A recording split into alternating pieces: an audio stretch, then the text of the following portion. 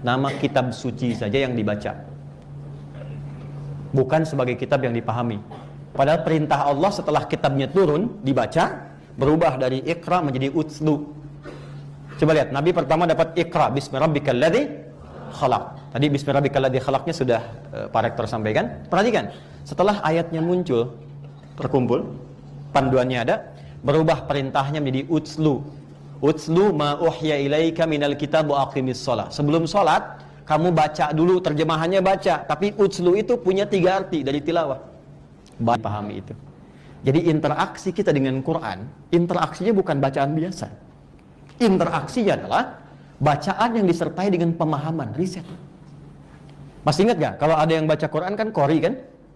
Supaya orang mengerti, paham isinya, minimal tahu maknanya, di sampingnya ada penerjemah kan?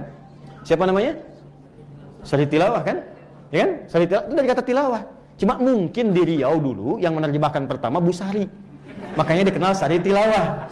Ya, coba Pak Iman, mungkin Iman Tilawah gitu kan? Jadi Sari nggak ada sebetulnya, tilawah saja, ya. Tilawah. Nah, tilawah itu baca, paham, amalkan. Saya cepat. Quran saat diturunkan itu sifatnya disebut oleh Allah itu kurikulum hidup, namanya hudan. Hudan itu kurikulum hidup. Tuh.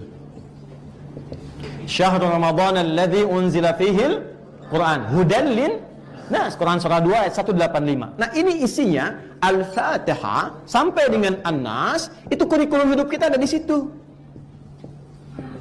Jadi Anda, saya, kita mau jadi apapun, itu konsep dasar bimbingannya ada di sini. Ini yang akan mengangkat derajat kita. Ini yang akan menaikkan iman dan ilmu sekaligus. Yarfa'illahu alladhina amanu minkum walladhina utul ilma derajat. Ilmu yang dibuka lewat skema iman, konsepnya di mana? Di sini. Saya baca cepat ya, cuman gak usah ditulis, cepat aja. Dari belum lahir sampai meninggal, semua ada di sini. Sebelum kita dilahirkan, masih dalam kandungan ibunda kita, maka ayat tentang kandungan Quran surah ke-22 ayat yang kelima, prosesnya Quran surah ke-23 ayat 11 sampai dengan 13. Kemudian dalam proses kandungan itu sampai melahirkan, doanya Quran surah ke-7 ayat 189. Ketika kelahirannya, prosesnya merasakan bagaimana seorang ibu yang sedang mengandung, Quran sampai melahirkan, Quran surah ke-31 ayat 14 atau Quran surah ke-46 ayat ke-15.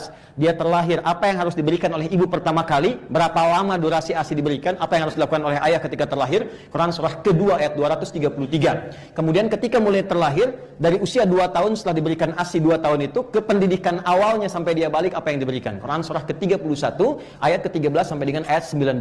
Ketika dia mulai balik, apa yang diberikan? Pertama kali pendidikannya supaya dia mendekatkan diri dengan Allah Subhanahu wa taala.